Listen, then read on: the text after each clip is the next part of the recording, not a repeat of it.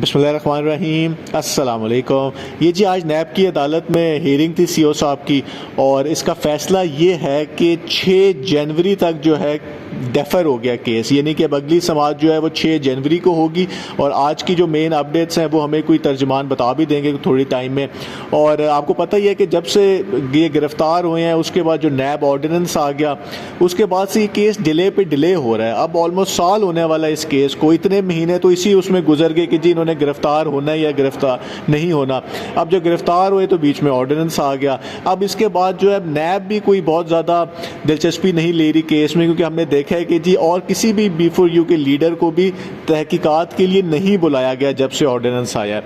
तो क्या इस केस का फ़ैसला होगा वो हमें अभी नहीं पता, लेकिन आज फ़ैसला नहीं हुआ। और हर केस में आपको पता है हियरिंग में यही कहा जाता है कि जी ये जो हियरिंग है ये आखिरी हियरिंग होगी और फैसला इनके हक़ में आएगा, लेकिन ऐसा होता नहीं है। नॉर्मली वो एक्सटेंड ही हो जाती है हियरिंग।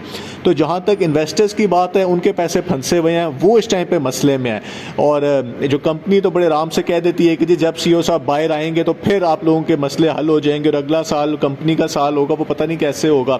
और जहाँ तक लीडर्स की बात है, उनको अब कोई मसला नहीं है, उन्होंने जितना पैसा कमाना था वो कमा चुके हुए हैं, और अब तो वो दूसरी कंपनियों की इश्तहारबाजी उन्होंने शुरू कर दिया, तो उनको भी कोई मसला नहीं है कि सीओ साहब बाहर आएँ या ना आएँ।